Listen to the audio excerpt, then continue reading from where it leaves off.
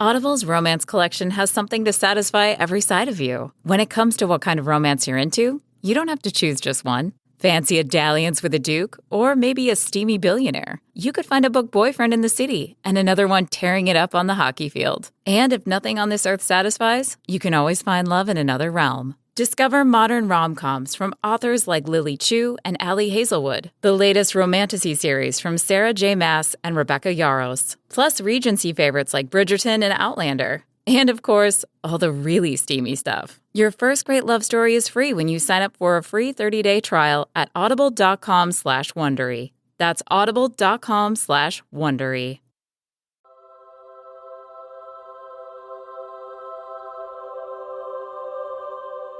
Hello everybody, it's Hannah Conda and welcome to a brand new episode of What's Love's Got to Do with It. Oh, I'm so excited to be back with another gorgeous episode, and today I have such a beautiful, beautiful guest, Daisy Doris May, an incredible drag king, comedian, actor, all the way from the UK, who's currently in Edinburgh Fringe, but by the time this goes out, I think Fringe will be done, but the show will be touring around, and Daisy will be touring around the UK. This conversation is such a beautiful chat of queerness and masculinity and femininity and tackling problems like toxic masculinity, and we talk about the incredible Lucinda Light from Maths Australia. We go on an absolute journey, and the love that I have for Daisy Doris May is exponential and it just keeps growing, babes. So I'm gonna leave you out to have a little break, grab yourself a nice beveragine, get yourself comfy and ready, because this is a beautiful episode and I cannot wait for you to hear from Daisy Doris May. We'll be back right after this.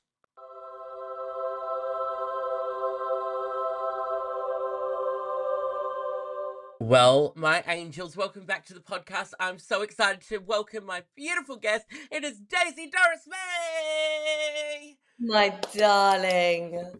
You're more I like, I've got that low husk right now. I'm at the end of Edinburgh Fringe. know. How is that? How long do you have left?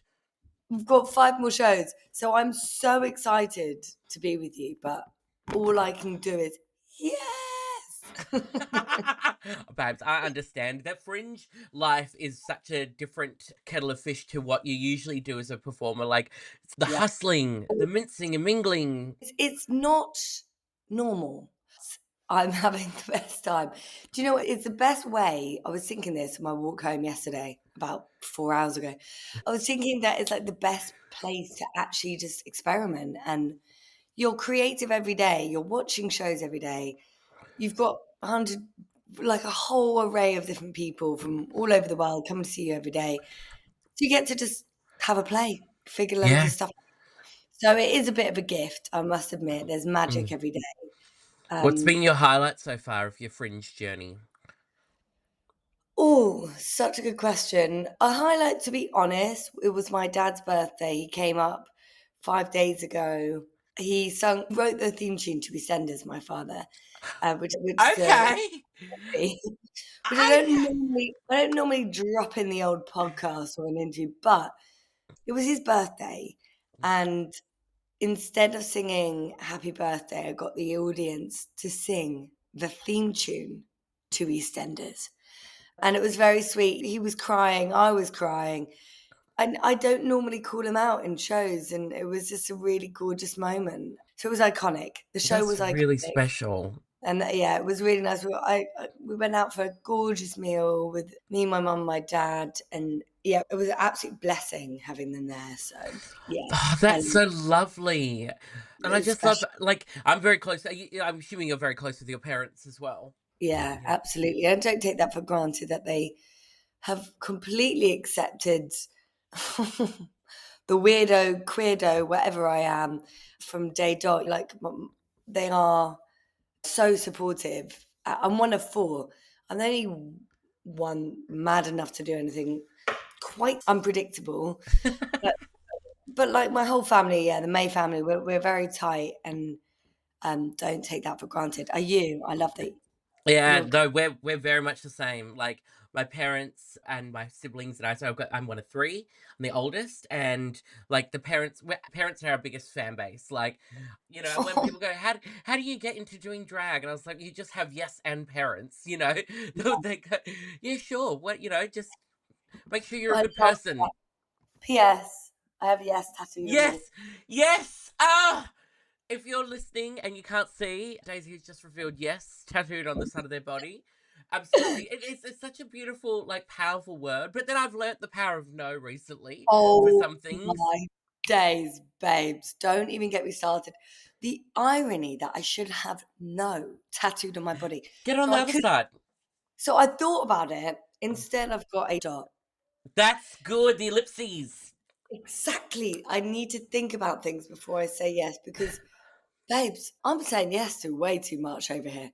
I need to be saying no. I need to chill in that bed and watch like Big Mouth. Do you know what I mean? But like as artists, there's definitely an element of we want to be involved in everything that we can, especially I Yeah. think Fringe is such a place where you have to kind of do the yeses.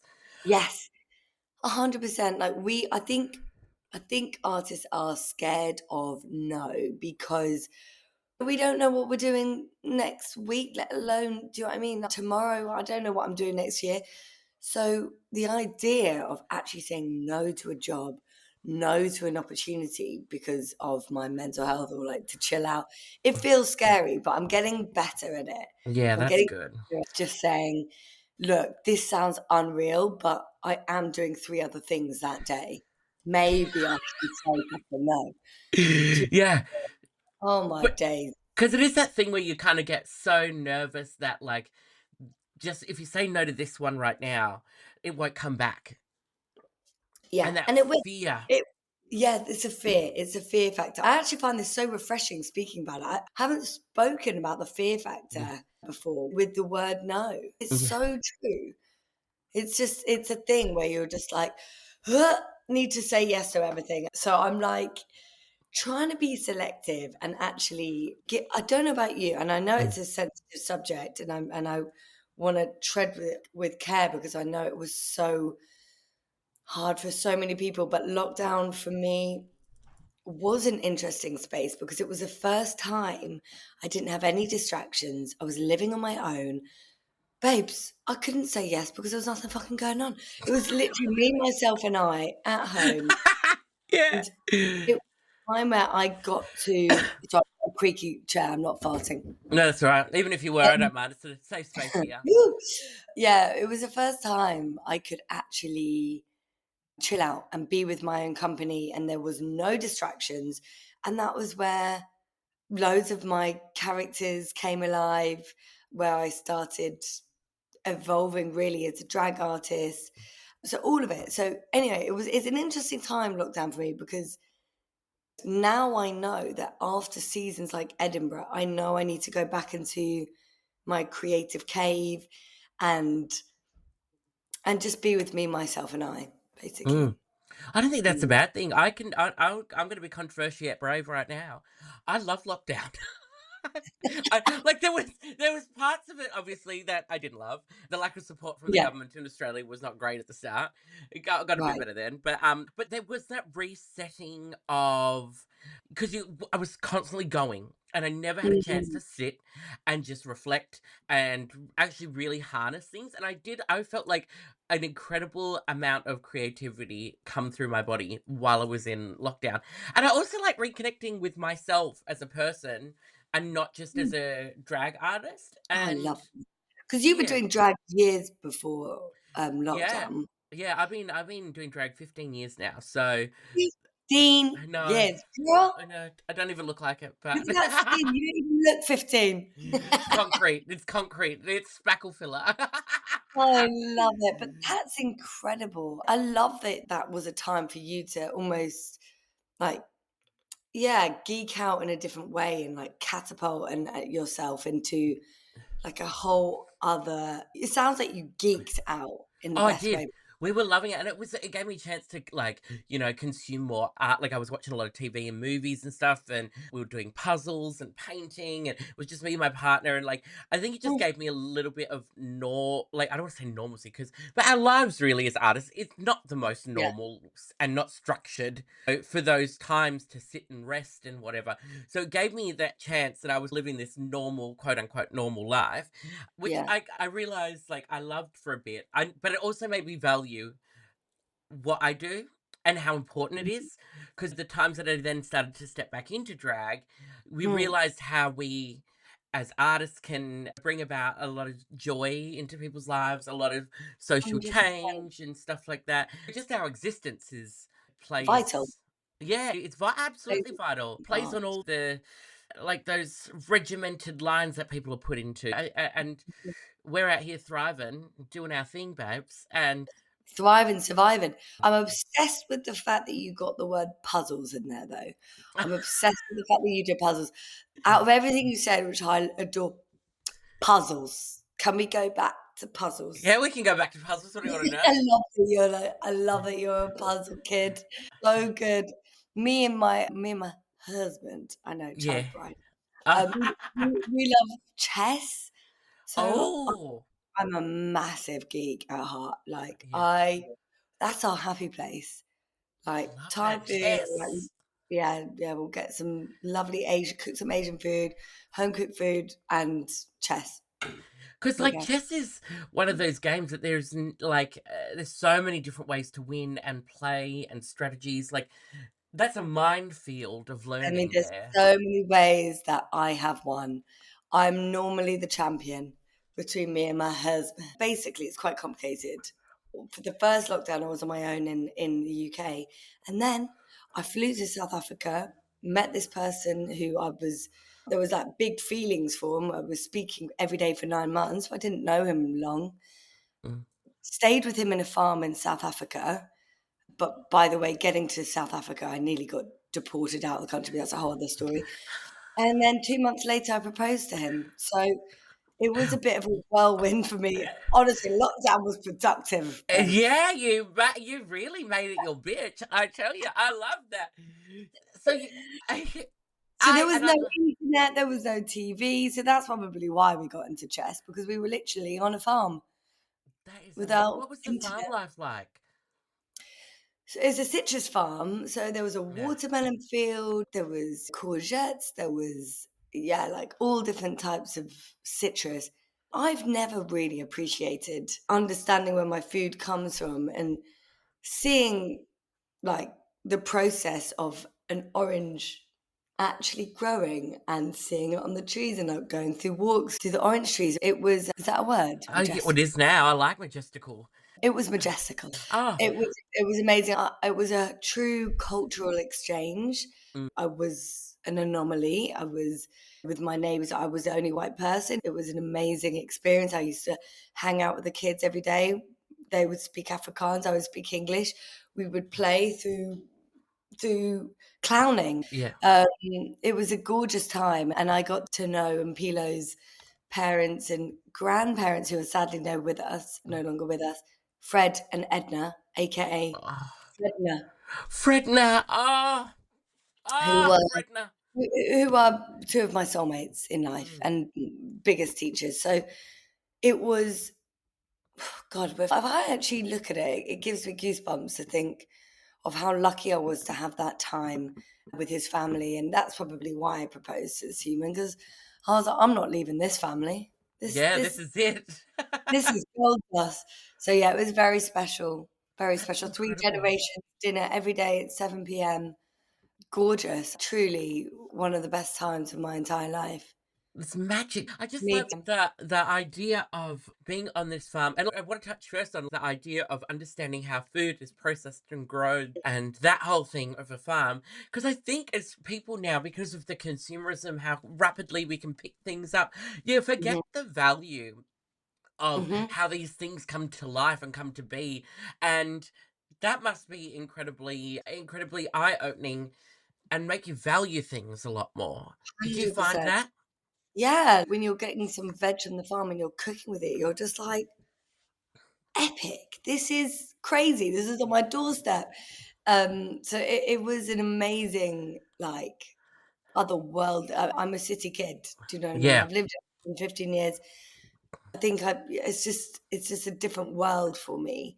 And so, yeah, I do. It has changed the way I walk into a supermarket and I'm like, where's this from? I'll look at the label and try and buy my food locally, which is also difficult and a privilege because that often means it's organic, which often means it's more I mean, it's more expensive. So expensive. it's not always easy, but I'm trying to make a more conscious decision of where are my local markets and butchers. If you're eating meat, like where's the meat coming from? And we can only do our bit. We can only do what we can do as individuals, I suppose, like in those realms.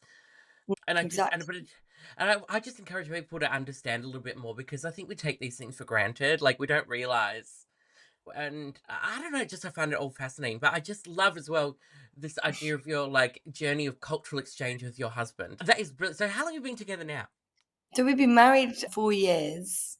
I proposed right before I chucked him off a zip wire. I asked him the question. Then I said, after I asked the question, just chuck him off the cliff. Yeah. And that's what happened. I was like, let me know when you're halfway. He went, what? I was like, will you marry me? And then they pushed him off the cliff. And I just had, yes. Oh my god. So it was, I just had this epiphany of I need to do this. And why wouldn't I propose to him? Like, why am I going to wait for, I want to marry this person. I didn't even think I believed in marriage before him. And as someone who is queer, I wasn't sure there were a few years where I was like, I don't know what I want. And we have reshaped what marriage is for us. And he is a sunshine human. So yeah, he used to direct my shows. And this is the first Edinburgh where he isn't my director. Can you And how's believe? that feeling? But it was nice for him to come up for 3 days and for him to just be like, what's my wifey doing? And actually soak it up and enjoy it. It's both the biggest gift, us working together, and of course it's difficult sometimes Yeah. because when you're doing everything together, it's difficult, especially when our house is our rehearsal room. It is difficult to have a full stop at the end of the rehearsal and not speak about bloody Steve Porters or hands off. Do you know what I mean? When I've got a goatee on, the man doesn't want to kiss me. Can you imagine how rude? So it is. Yeah, how dare he? They do. So it is actually, it's great right now for us to just flirt for a little bit. And when we are creative together, it's now more intentional. We write together, we've written a film together. We're hoping to film that next year with an amazing South African female director, Nicole. That's our next creative baby. That's beautiful. So we love being creative together, but I think it's important to have your own ventures, basically. Yeah, Yeah. 100%. And how is your and does he identify as queer? What's his experience? He's a he, they. Yeah. Do you know what's so funny? I must ask him, it changes all the time. A very open-minded human. He's straight, really, Mm, but I think the idea of what it means to be male in South Africa mm, doesn't stand by. And so from a yeah. political point of view, years ago, he would say he's he, they. To be he, him as a South African male right now is so not what he resonates with, Yeah, unfortunately. yeah. South Africa is the biggest, unfortunately, the gender-based violence is Mm, off the scale in South Africa. So from a political point of view, he rejects that. Um, he's a huge, I guess he is inspired by everything but what that is. yeah. And he's doing his bit to make noise about that. Mm, And so I find that really cool. And I think, and to be he, they, for a brown South African man is pretty amazing and not the norm. So I think that's another reason why he is out there, and he's a massive ally and he loves my queerness. So he's totally part of that community in many ways. And it's just so nice to hear that, because it just shows the complexity of us as human beings, that we're not all one thing. We're all very different, and I think as well, when how did your queerness, when you brought that into, like, obviously you came together, he knew all the Yeah. complexities of you. How does I that mean, work in your he took one look relationship? at me, and was like, Yeah. no, so I was queer since I was 14, 15. I had Mm, a long relationship for 7 years with a man who didn't quite embrace that, and that's no fault of his own. It just wasn't part of what he could mm. accept. And And I therefore think, it's not accepting you. yeah, I didn't realize how much that was part of me. And I come from a family, like my parents, my creators are artists. And so coming out to my parents wasn't even really a thing. It was just like, oh, I'm going on a date next week. What's his name? Oh, her name is. And my mum just smiled at me and was like, oh, that's fun. I remember that being the conversation, which is really gorgeous. But the week before I got married, I said to Mpilo, I said, I want to remind you, by the way, this is so gorgeous. I've never really spoken about this. I love it. It's so This is fascinating, not the beautiful to conversation me. I thought we were going to be chatting about. And I actually feel quite emotional throughout this Ah, whole gorgeous podcast. But ah, anyway, yeah, the week before I got married, after the zip wire incident, we only waited 2 weeks.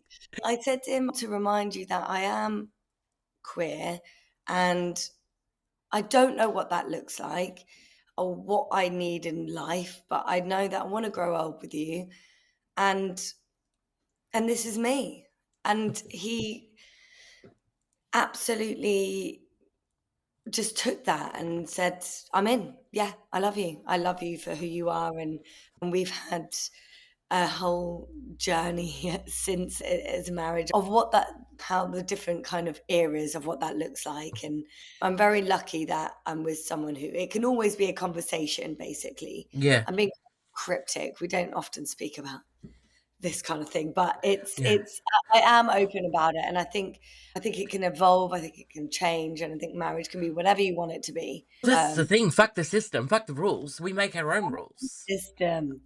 Fuck this system. But Yeah. yeah, it feels like very fun to speak about it right now. I feel Oh no, I appreciate it, and I think it's really nice to hear these stories, because I think that just from what I can understand is that, like, this level of, like, just honesty with who you are, and mm, finding someone that is equally as honest in who they are, and coming mm, together and sharing that and creating your own life and your way of living, and not falling into the normalcy of what we're meant to do.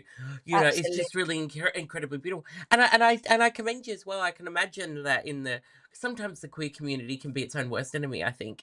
And I can imagine that, you being a queer person, then marrying a man, could probably may have ruffled feathers, and they tried to denounce your queerness. Oh, yeah. And that Oh, is yeah. just, I've been called all sorts, and I've definitely been called a straight white hun, all of these things, and it's like, that's fine. Like, I've had to accept that not everyone is going to know me, understand me, like me. And as a people pleaser, my oh, God, isn't that it is, the worst? It's the oh my hardest. God. It's been a journey. It's been a journey. Yeah. Um, and yeah, I'm also in the same breath, I am human. And there's been journey throughout my drag career where Mm, I have made mistakes and I have gone on a journey. And the people that love me and take a minute to get to know me will know mm, my intentions, and the mm. fact that I can be like, oh, cool. I'm actually willing to put my hand up and be like, yeah, I'm going to evolve and I'm different from As who you I was, should. That's you know? human. That is what, like, that's what I love. And like, I Mm, can tell from our experience now, the openness and the honesty, like, that is human nature, like, to learn and to, and I said what I said before about, that probably people have probably denounced your queerness because of how you decided to marry or whatever. And it annoys me because it doesn't take away from anything. Like, it's actually a valid part of queerness. mm, And I just love that you're sharing this, because I hope that there are people that are listening that can know that it can be anything you like it to be and anything you want it to be. That is what being a But part of this community is about. shout out to anyone who's listening who is in that gorgeous grey area. Yeah. It's fluid. Hello, our Yeah. gender is fluid. I'm she, they. Mm-hmm. Why shouldn't everything else be fluid? And sometimes Exactly. I think the queer community, understandably, is protective, and we've gone through the most. And I think if only we could just be like, oh, Yeah. what? Let's We've just been accept. I'd say we've been protective, but we've never policed people, and that sometimes I've seen a little bit too much. We've been Yeah, protective, and when you take people with their intentions, and yeah, I'm very much on a mission these days to break down that policing of what it is to be a part of our community, and mm, to be protective, of course, but like that mhm. doesn't mean pushing people out and making 100%. I people mean, feel the less than. only thing we can do is just act from love and Oh yeah. have these kind of conversations. And do you know what? It is so refreshing speaking to you about that. And thank you for saying that Ah, to me, because I think for so long I've felt not worthy of using the word queer. And I'm like, oh, maybe I'm not queer enough to say I'm queer. And it's so crazy what our heads yeah. do. And Yeah. actually, there's something to be said with just having conversations like that. It's so freeing because you're Mm. like, oh, there's other people like me. And if you think that I'm okay and I can be in this space, then why can't I think that I Think can be in that. these spaces? Yeah. So you're Not. very grateful for my drag kinging, Yeah. because that's a whole other conversation. But through exploring my masculinity, Yeah. um, I can now express my femininity in a whole different way as well. Isn't that fascinating? I felt the same when I did drag. Really? Yeah, yeah. Like expressing my femininity allowed me to be more comfortable with my masculinity. Oh, I know, is that weird? maybe are you my spirit animal I on think the so. other side of the I think we are. I love that because, because your characters, you do a range of different Hmm. characters, but your drag king persona. What is your drag? It's Hans. Hands off. Hans Hans Off. So Hands off. Hans Off is a German party boy who was born in the Cloakroom Q to Berghain. He's a Yeah. club kid, he's a VIP, he loves the minimal house music. And yeah, he's with him I never smile because I'm like, he's the opposite of me, but he also is me. He's Mm. allergic to queuing. And I love Hans. Like I love expressing his like dance elements. I really love playing Mm. because on my own on stage, if you were to tell me to get on stage in a jockstrap, are you joking or whatever? I wouldn't do it. But it's Yeah. Hans. It's like this superhuman. Like I put those boots on and my white tash on, the beret, and I have this whole other layer of confidence. And yeah, so Hans is like I love hosting cabarets with him, and I've had loads of fun over the last 5 years. Definitely the first video I ever did was Hans. I don't know if this was the same with you, but you had to queue to get into shops in lockdown.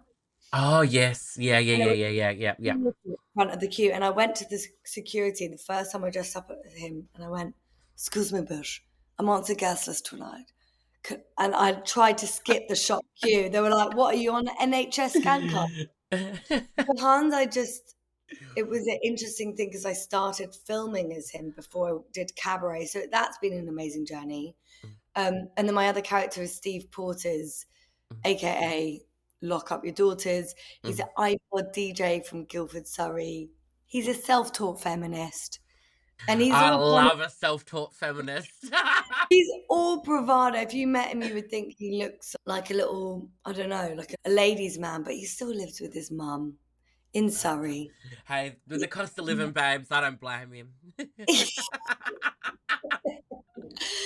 He's honestly got a heart of gold, Steve, and he gets so nervous, he gets butterflies, he loves cuddling. His whole message is it's okay to not be okay. And Which is a very actually, important message these days. yeah, he's just a vessel for me to show men what I want to see more of. I've gone up to groups of stag do's in the streets of Edinburgh, whatever. I'll go in and I'll make a little toast and I'll get us all huddling in and I'll have like DMCs with, Yeah. that's someone's idea of hell, going up to a group of absolutely loud and breaking Lads. it down. So I love that kind of Yeah. thing. You know, I that's think my it's dream. incredibly like special that like it's kind of almost like fostering what's the opposite, like positive masculinity, I suppose, because Mm. like we always hear about the toxic side of masculinity, but what are men meant to look at to try and find positive masculinity? And if it can't be you in drag, Mm. I mean, like that's a great way to do it. Drag disarms people.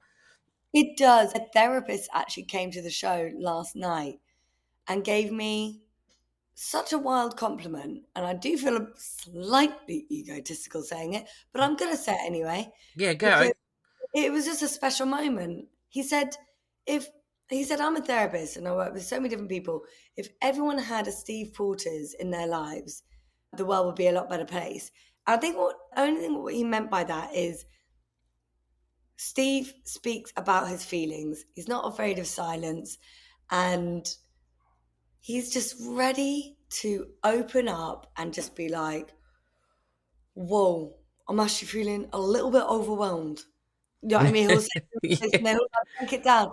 And so that was just a really gorgeous thing to hear because my intention with Steve is to be a kind of, be a space where men can share their feelings. Not just men, anyone, any human, but I think we as a society we are cancel culture. If a guy messes up, we're often like, right, mate, you can just F off. What happens if we stay curious and be like, what's actually going on? What do you need? Are you okay? Mm. I think, again, we're speaking about like grey areas. Yeah. What happens if we just say, are you okay? What do you need? It's actually quite deep, I think, what men really need. And we know that there aren't enough spaces, I don't think, for men to open up really. And it's a huge issue. And if I can just be like a micro moment in that's my intention with the I character. love it. I love it. It's so fabulous. I do have to ask a really important question though. Oh my What was it like to be with Lucinda Light? God. Hang on. I-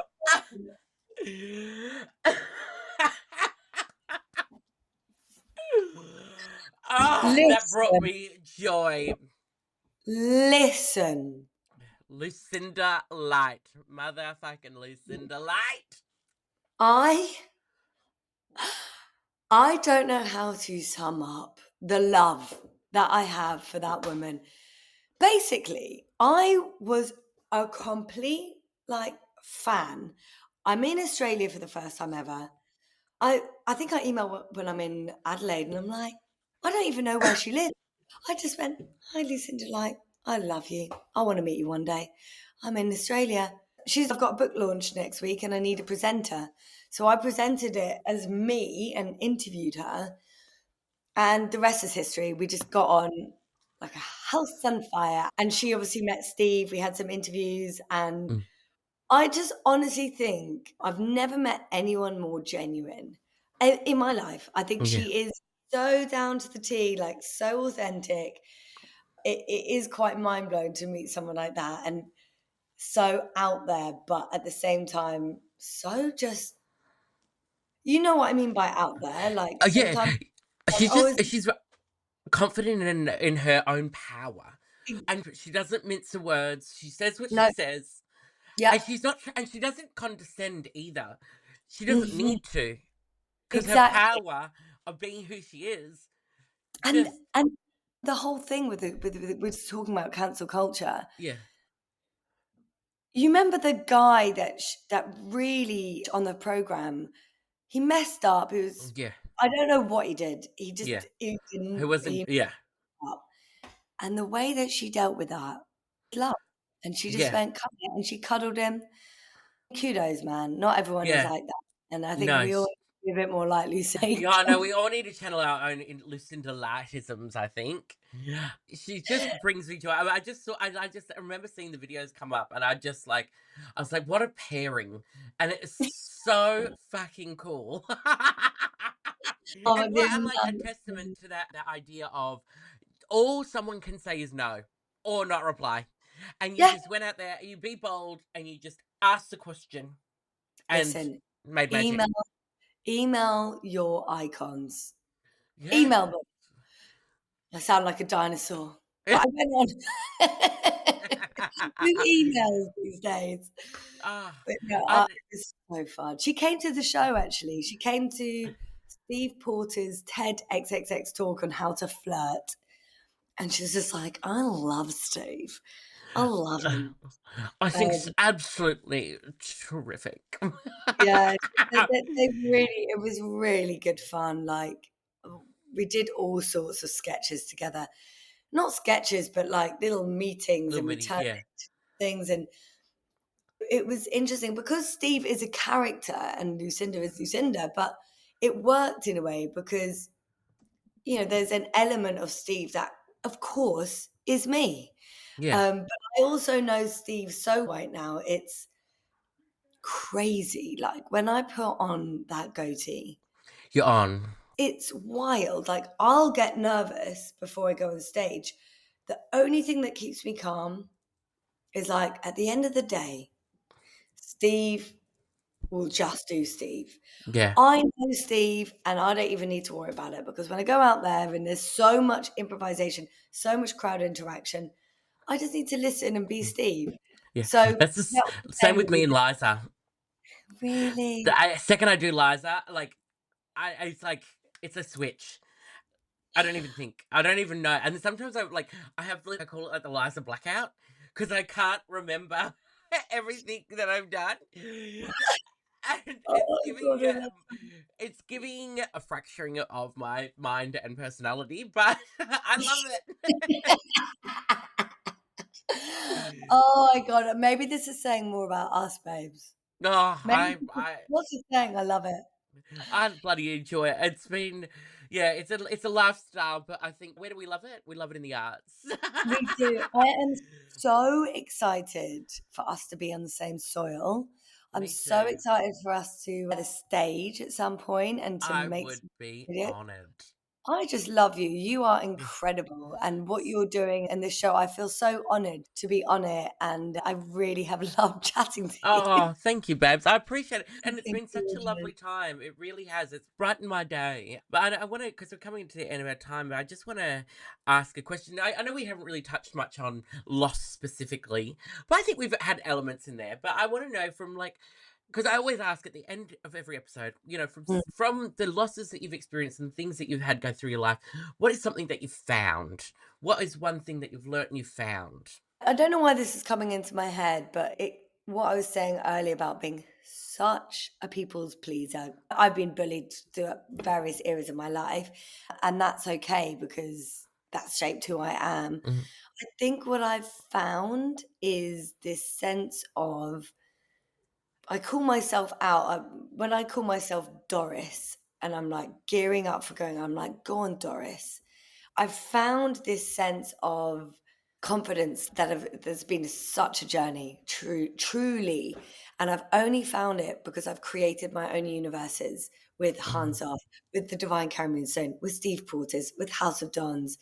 As someone who I've always, as an actor, you're waiting for the phone to ring, you're waiting for other people to give you the gigs. I've created my own gigs, my own worlds, and I have found truly for the first time ever in this era of my life, confidence and self love to go out there and paint on my own tash and go out there and go and do these shows that I've somehow written. Who the hell am I? So anyone listening to this, and then there'll be so many artists listening Mhm. to this, Mhm. obviously, and creatives. We are all capable of creating our own universes. And that is something that I am really struggling to come to terms with even still of owning that. But yeah, I found confidence, I found self-love. I'm like, yeah, go on, Daisy Doris May. You're doing it. I'm creating my own worlds. Yeah, and I'm That's getting really special. That's got me. That's really beautiful. Oh, you're a dream, Daisy Doris May. I love you, babe. Honestly, I'm actually going to put this away and I'm actually going to have a little cry It's today. been such a dream, and I want to thank you from the bottom of my heart for sharing your stories and for sharing your insight into the world. And I just absolutely adore you. So before we say Babe. goodbye, I just want to know, where can the people go and find you? Where do you want me to send them? Well, just Daisy Doris May, 1 R in Doris. Shout out if anyone else has got called Doris. I think I'm an anomaly, I'm one of the few. But maybe there's other Dorises out there. Yeah, Daisy Doris May on Insta, TikTok. I'm going to be new to YouTube, but like I've Daisy Doris May on YouTube. Yeah. I'm starting my YouTube channel next month. So I mean, Woohoo! yeah, I did go on tour to Melbourne and Adelaide with Steve, and my show Big Night Out, Daisy Doris May, is actually going on my first ever UK tour. So I'm going Manchester, Glasgow, Brighton, Norwich. No. I'm going to London for 3 days, and then I'm going to South Africa with Sculpt with Zayden. So I'm doing a bit of a stint this year Yeah, with gorgeous. yeah, come and find me and give me, if anyone hears this, I need a full-on cuddle after this because Oh, babes, I wish I could give you one.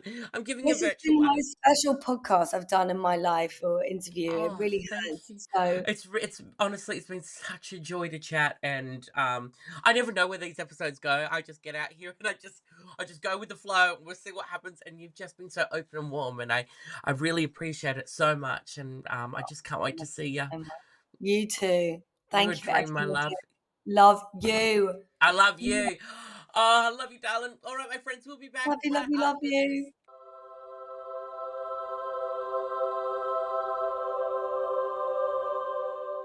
Welcome back, my angels. What a chat.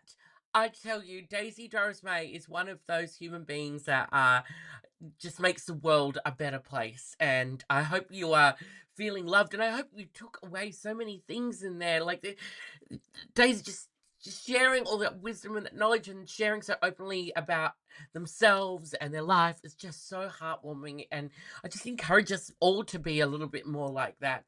Oh, it just melts my absolute heart. So go and follow Daisy on all the socials, Daisy Doris May. Go buy a ticket to the show. Um, it is incredibly exciting and fabulous. And I'm just really, really grateful. So thank you, Daisy Doris May, for being here and being my guest. Today's Healing Hands is a very different one. I'm going to be healing hands. I'm going to provide you healing in your life. I am going to tell you about the fact that my brother, Tim Collins, and my real brother, Tim Collins, the influencer from the TikToks and the Instagrams and all that drama, is my legit brother, and we are doing a show. It's called Brothers in Wigs. I'm so excited. The reason this is my healing hands is because I've learned a lot about myself, about my brother, and about our relationship by doing this show and creating this show. And I realized that over the last few years, with all the things that I've got to do, I I'm so grateful and I've loved every second of it. But sometimes I think I lost sight of the fact that at home I have an incredible family, an incredible partner, and incredible friends. And I lost touch of that a little bit. And I didn't value what I had as much as I think I should have.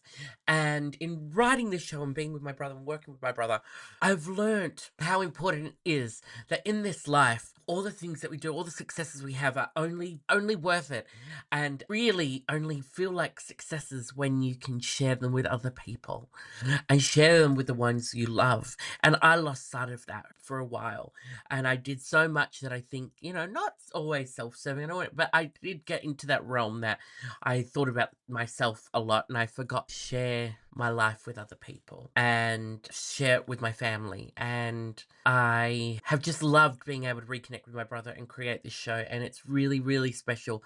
And I just encourage you all out there to maybe take stock of where your life is at and what you're doing, and just remember to share moments with your family and your friends and the people that you love, because fundamentally that is what life is for. What's the point of having money and success and all that if you can't share it with other people? So come see our show. It's called Brothers in Wigs. It has been a healing journey, and I can't wait to share it with you all.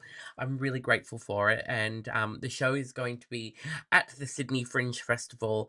It is running from the 18th to the 20th of September, and we are going to be at the Darling Quarter Theatre. So come along, it's part of Sydney Fringe. I'm pretty sure the episode will go out before then. So if you can, come and see the show. But I love you all. Thank you again for letting me be in your little ear holes. A huge thank you to Daisy Doris May again for being my beautiful guest. But for now, be kind to yourself, be fabulous, live life fabulously. And I'm Hannah Conda, and I'll see you soon. I love you. Bye.